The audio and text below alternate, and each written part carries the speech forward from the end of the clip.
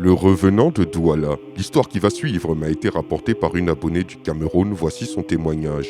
Les faits qui vont suivre ont été vécus par moi-même et se sont déroulés dans la ville de Douala. Un jour, un dimanche, je suis allé prendre un pot au quartier Bonanjo avec des amis. À un moment, je me suis éloigné pour prendre un appel. Et là, j'ai vu un monsieur, la trentaine, qui n'arrêtait pas de me fixer et me regarder. Ce dernier est venu m'aborder une fois que j'avais fini mon appel. Et nous avons commencé à discuter ensemble. Il était très gentil et sympa. Il m'a dit qu'il voulait mieux me connaître et si possible, commencer une relation avec moi. Il voulait que je l'accompagne pour juste qu'il me montre où il habite.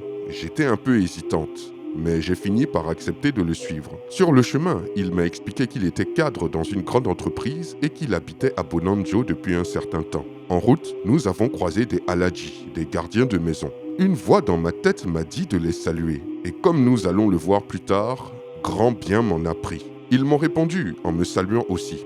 J'ai tout de suite remarqué que le monsieur avait fermé son visage, comme s'il n'avait pas aimé le fait que je salue les gardiens. Je n'y ai pas prêté plus attention que ça, et nous avons continué notre chemin. Nous sommes arrivés alors à un endroit où il y avait presque plus de lumière, ni d'habitation. C'était la brousse et les marécages. Le monsieur commença à marcher dans la brousse où il n'y avait plus de lumière et voulait que je le suive. Je lui ai dit « Comment ça ? Mais tu habites où ?» Moi, je ne peux pas te suivre dans cette brousse sans lumière. Il me dit alors, j'habite dans la maison qui se trouve derrière la végétation là-bas. Il pointa du doigt une vieille maison abandonnée que l'on arrivait à distinguer dans l'obscurité que grâce à des bougies qui étaient allumées à l'intérieur de l'habitation. Et là, j'ai réfléchi. Il me dit qu'il est cadre et il habite dans un pareil endroit. J'ai trouvé ça très louche. Je lui ai alors dit que c'était bon pour moi et que je ne voulais pas aller plus loin avec lui et que je voulais retourner au cabaret avec mes amis et rentrer chez moi. Il m'a répondu « Si, viens avec moi. Tout ce que tu voudras, je te le donnerai. Tout. » Il a alors commencé à rentrer dans la brousse et là j'ai vu que plus il marchait, plus le bas de son corps commençait à disparaître, comme s'il n'avait plus de jambes ni de pieds. Et là, il me dit encore « Viens avec moi, je te donnerai tout. » Mais bien sûr, voyant cela, j'ai tout de suite pris peur et j'ai fui en marchant à vive allure sans même lui dire quoi que ce soit. Encore sous le choc, j'ai recroisé les aladji que j'avais vus à l'allée et je leur ai demandé s'ils connaissaient le monsieur qui était avec moi tout à l'heure. Ils m'ont répondu « Quel monsieur, ma chérie ?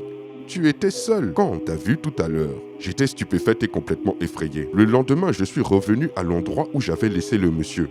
Et là, au lieu des marécages et de la brousse, il y avait des lotissements et des habitations en dur. Personne ne connaissait le monsieur dont je faisais la description aux gens du quartier. J'ai compris alors que cet homme devait être un revenant ou un fantôme.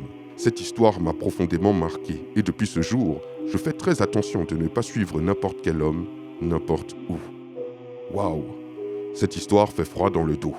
Mes abonnés du Cameroun et plus précisément de Douala, avez-vous entendu parler de ce genre d'histoire? J'attends vos réponses dans les commentaires. Quant à mes autres abonnés, dites-moi aussi ce que vous en pensez. Je vous dis à très bientôt pour une nouvelle vidéo. C'était Takashi J, numéro 1 sur les histoires mystiques de l'Afrique.